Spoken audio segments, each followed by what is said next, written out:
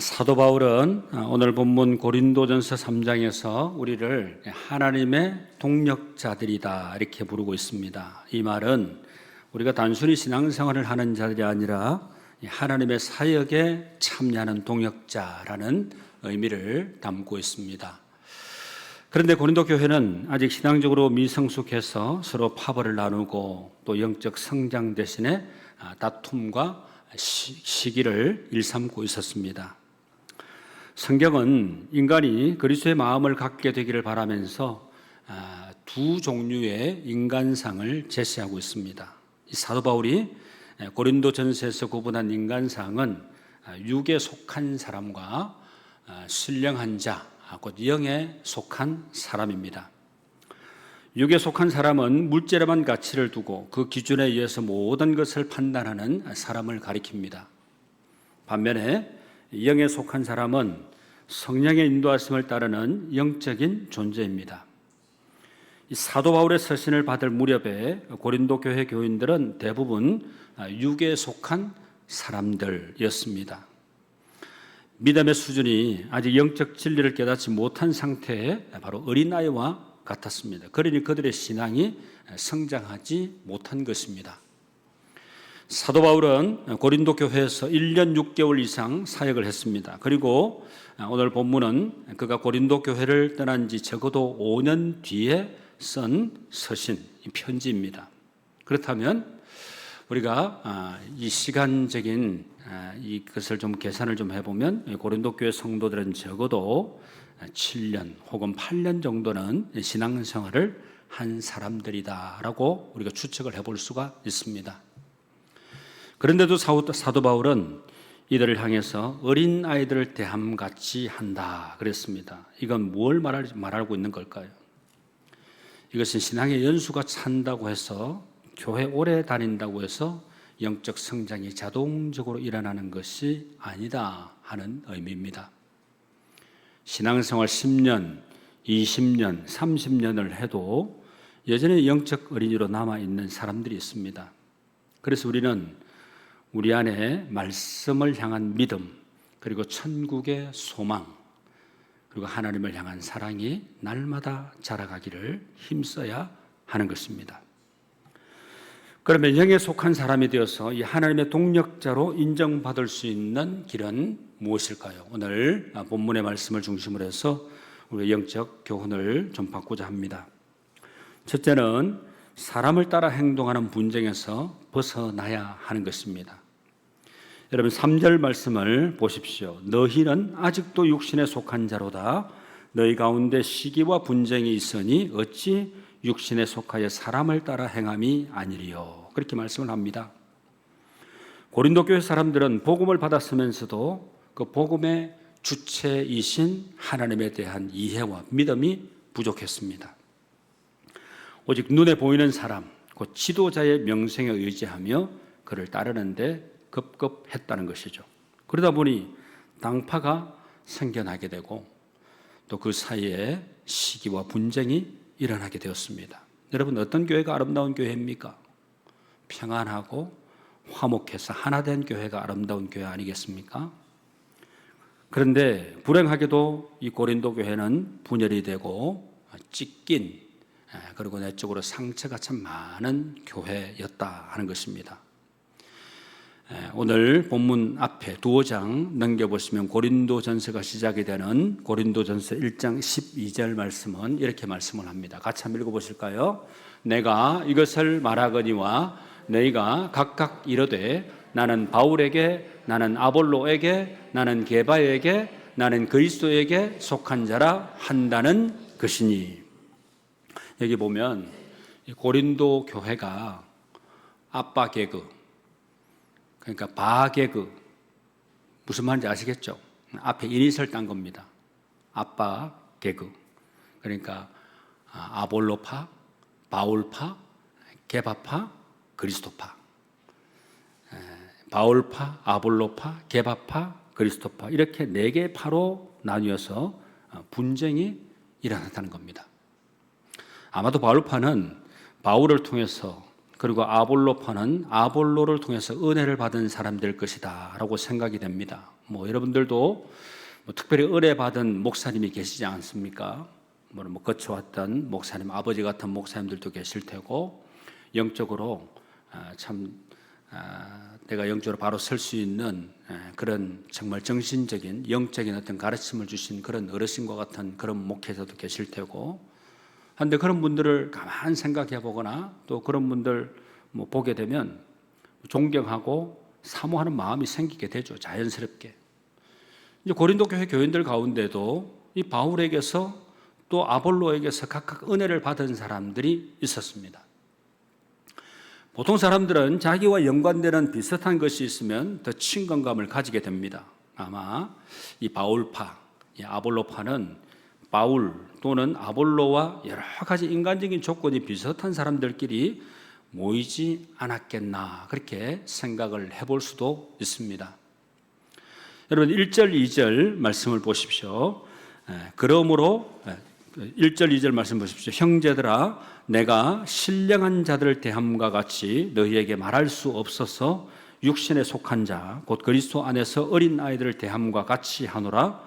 내가 너희를 젖으로 먹이고 밥으로 아니하였노니 이는 너희가 감당하지 못하였음이거니와 지금도 못하리라, 그렇게 말씀합니다. 바울은 이렇게 인간적인 조건이 중심이 되어서 분파를 만든 사람들을 육신에 속한 사람이라 이렇게 규정을 하고 있습니다. 첫째, 육신에 속한 사람이란 교회 다니기는 하면서도 죄악된 인간의 본성 그리고 인간의 탐욕에 따라서 삶을 살아가는 사람, 바로 그 사람을 바로 육신에 속한 사람이라고 얘기할 수 있습니다. 심지어는 구원을 받아놓고는 새 생명을 얻었으면서도 불구하고 그 생각과 삶은 변화되지 못해서 계속해서 인간 본성과 탐욕에 사로잡혀서 사는 사람을 말하기도 합니다.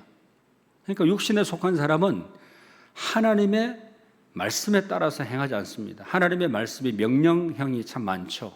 해라, 말하라 하는 말씀들이 참 많이 있는데, 그렇게 말씀하신 하나님의 말씀은 온데간데 없고 하나님의 명령에 따라서 행하는 법이 없습니다. 육신에 속한 사람은 예수 그리스도를 닮아가지 않습니다. 육신에 속한 사람은 성령의 인도를 받지 않습니다. 성령의 역사가 뭔지, 성령의 임재가 뭔지도 잘 모릅니다. 육신에 속한 사람은 하나님 중심의 삶을 살지 않고 바로 자기 중심적인 삶을 살아갑니다. 육신에 속한 사람은 예수를 믿었으면서도 이전 것은 버리지 못하고 신앙과 인격이 미성숙한 상태에 놓인 그런 사람을 말하는 것입니다.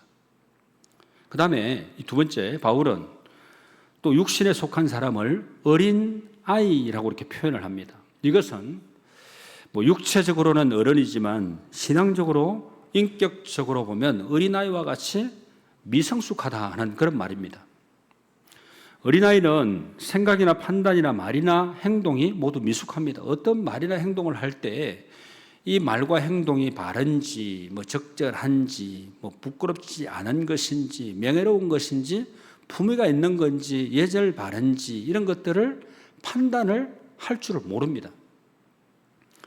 또 어린아이는 이기적이죠. 다른 사람을 배려하거나 다른 사람에게 이것이 유익을 주는지 손해를 주는지 생각하지 않고 자기만 좋으면 그만입니다. 그리고 어린아이는 질투와 셈이 많습니다. 어린아이는 인내심이 없습니다. 자기의 욕심이 채워질 때까지 울고 떼쓰고 보채는 것이 바로 어린아이입니다. 사도 바울은 교회에서 바울파, 아볼로파로 나뉘어져서 각각 분쟁하는 사람들을 바로 육신에 속한 사람, 어린아이 같은 사람, 아직도 미숙한 사람, 어리석은 사람, 유치한 사람이다 라고 규정을 합니다. 그리고 이어지는 3절 4절 말씀 우리 같이 한번 읽어보실까요? 3절 4절입니다. 너희는 아직도 육신에 속한 자로다. 너희 가운데 시기와 분쟁이 있으니 어찌 육신에 속하여 사람을 따라 행함이 아니리요. 어떤 이는 말하되 나는 바울에게라 하고 다른 이는 나는 아볼로에게라 하니 너희가 육의 사람이 아니리요. 여러분 3절 말씀에 보니까 육신에 속한 사람들의 그 특성을 바로 시기와 분쟁으로 이야기를 하고 있습니다. 실제 육신에 속한 사람들은 시기가 많습니다. 주님께서는 이웃을 내 몸과 같이 사랑하라 그렇게 말씀을 하셨죠. 명령을 했습니다. 사랑하라는 명령입니다. 그러면 그들은 주님의 명령에 따라서 이웃을 사랑해야 되지 않습니까? 그런데 주님의 명령을 따르기보다는 자기의 생각이나 감정을 따라갑니다. 죄악된 인간의 본성을 따라서 이웃을 미워하기도 하고 시기하고 질투합니다. 형제가 나보다 더 나은 재능과 은사가 있을 때 칭찬하고 격려하지 못했습니다. 형제가 상을 받고 칭찬받을 때 자랑스러워하고 축하해야 되지만 그렇게 하지 못했습니다. 다른 사람을 부러워하고 시기하고 질투하고 헐뜯고 깎아내리고 비난했습니다. 혹은 형제가 연약하고 부족하면 격려도 해줄 필요가 있고 또 위로도 해줘야 됨에도 불구하고 억누르고 험담하고 비난하는 것입니다. 그리고 두 번째, 육신에 속한 사람은 또 분쟁을 일으킵니다. 그들은 파벌을 만들어서 서로 자기 편끼리 모여서 싸웠습니다. 고린도 교회 안에서 서로 더 많은 권력과 영향력을 가지기 위해서 경쟁하고 싸웠습니다. 소위 이것을 헤게모니라고 얘기할 수 있겠죠. 헤게모니 쟁탈전이 벌어졌다는 겁니다. 헤게모니 하면 바로 이런 거 아닙니까? 어떤 일을 주도할 수 있는 권한,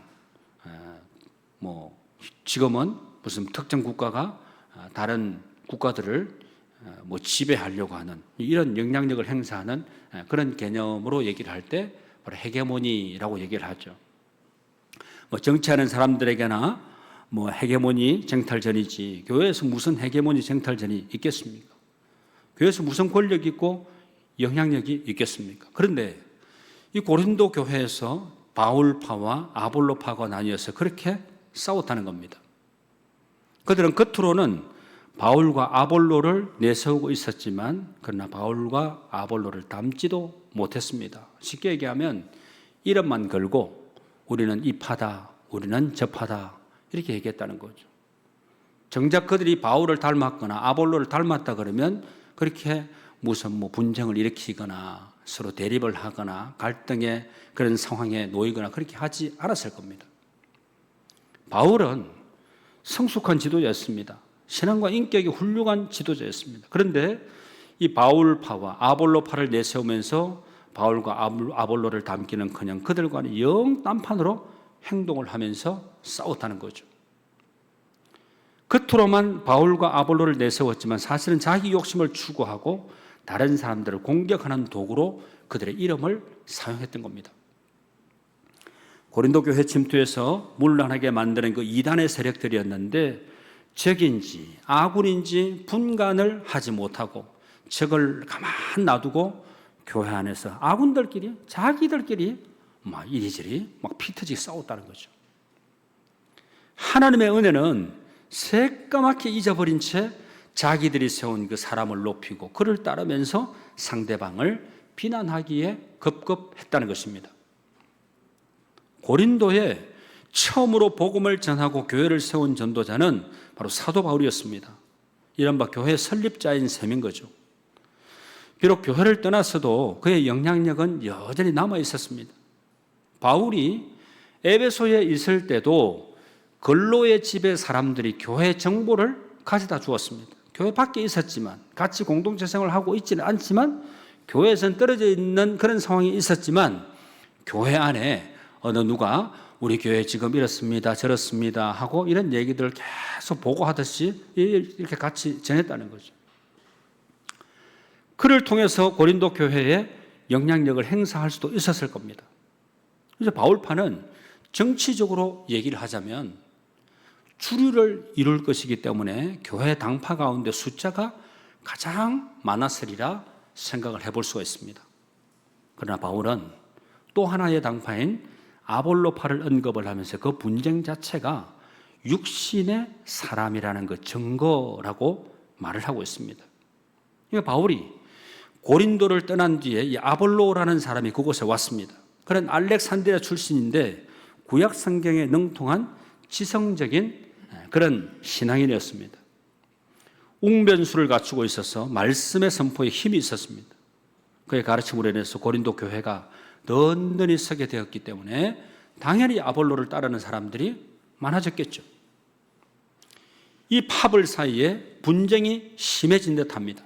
그래서 유대인들 사이에서는 그리스도를 따른 이 정통파인 베드로를 내세워서, 베드로 이름이 다른 말로 뭐든가요? 게바라고, 예? 페트로, 반석이라는 그런 뜻 아닙니까? 게바, 베드로, 페트로. 이 게바파가 생겨나게 된 겁니다. 이 베드로는 고린도에 온 적이 없는데도 분쟁의 산물로 그의 이름이 오르게 되었던 겁니다. 이 베드로 위에는 예수님이 계시지 않느냐 그러면서 또 일부 사람들은 무슨 파라 하면서 우리는 그리스도파다 이러면서, 쉽게 얘기하면 우리는 예수파다 이 말이죠. 이러면서 이 파당에 가세를 하게 됩니다. 그래서 고린도 교회의 대표적인 4개 이 당파가 뭐냐 이렇게 하면 아빠 개그, 아볼로파, 바울파, 게바파, 그리스도파, 이렇게 대표적인 4개 파당 이렇게 얘기할 수 있는 겁니다. 여러분, 바람직한 현상입니까? 절대 교회에서 이렇게 이런 일이 있으면 안 돼요. 같이 끼리끼리 모여서 파당 짓고 이런 얘기 만들어내고 또 말 퍼뜨리고 이렇게 절대 교회는 그러면 안 될 딱 징조예요. 그거는. 여러분, 이 소식을 들은 사도 바울은 영에 속한 사람이 되기 위해서 공동체에서 일어난 시기와 분쟁을 없애야 된다 그렇게 강조를 합니다. 그래서 하나님께서는 이 하나님께서 기르시는 그 그리스도 공동체가 마치 저절되지 못하는 어린아이처럼 믿음의 진보를 감당하지 못하는 것을 안타깝게 지적을 했습니다.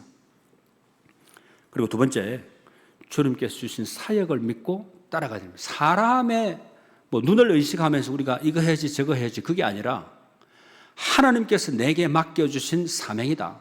하나님이 나에게 맡겨주신 소임이다. 이렇게 우리가 믿고 주님을 따라가는 그런 사역을 감당해야 된다는 거죠. 그래서 여러분 5절 말씀 보십시오. 같이 읽어보실까요? 그런즉 아볼로는 무엇이며 바울은 무엇이냐? 그들은 주께서 각각 주신 대로 너희로 하여금 믿게 한 사역자들이니라. 아볼로나 바울은 분쟁의 대표 인물이 아니라 주님께서 주신 믿음의 사역자들이라고 말을 합니다. 그러니까 그들은 각각 담당한 역할대로 사역을 맡았을 따름인 거죠. 그러니까 인간은 교회나 세상에서 제법 많은 일을 하는 것처럼 보입니다. 그런데 사람이 하는 일은 단순한 사역이고 정작 생명을 주어서 이끌어 가시는 분은 우리 하나님이십니다.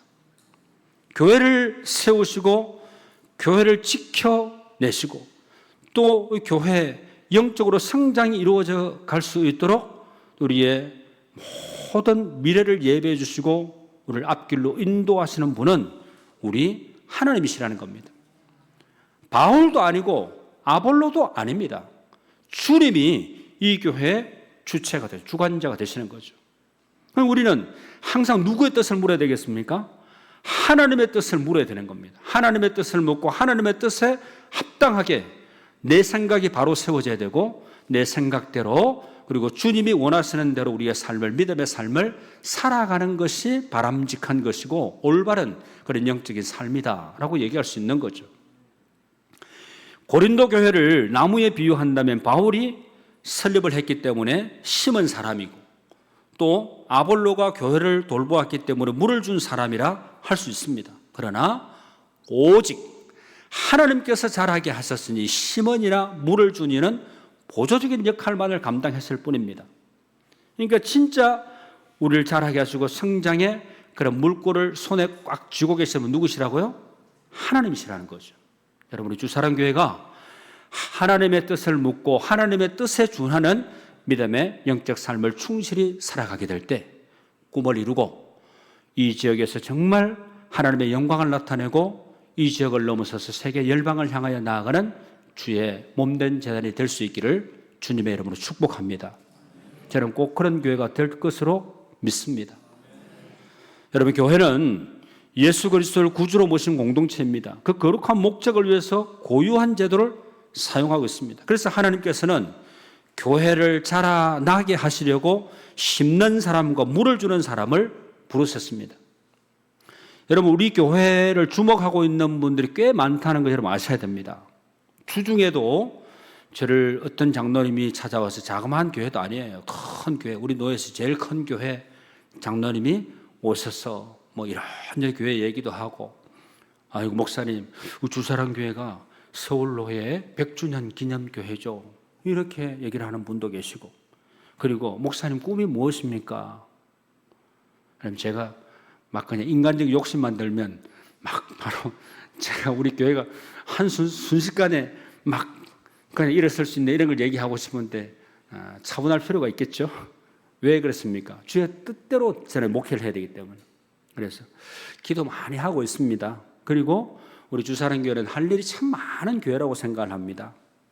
그리고 여러분 제가 이미 말씀을 드린 것처럼 이 세계 선교, 한국 선교를 넘어서서 세계 선교사에게 정말 큰 영향력을 끼치고 있는 한국 선교교육재단, 우리 교회가 후원을 하고 있죠. 다른 여타의 교단들에서도 이 선교 프로그램을 같이 MOU 체결해 가지고 같이 좀 공유합시다, 이런 재단이 바로 한국 선교교육재단입니다. 이런 교회에서 우리 교회에서, 우리 주사랑교회에서 이 카이로스 이렇게 선교 교육 훈련을 할 수 있는 그런 장소로도 사용하고 싶다, 이렇게 얘기하시는 분들도 계시고. 여러분, 이게 뭐겠습니까? 여러분, 우리 교인들 무슨 피곤하게 하려고 하는 거 아닙니다. 스태프들이 다 옵니다. 그런 분들이 다 오십니다.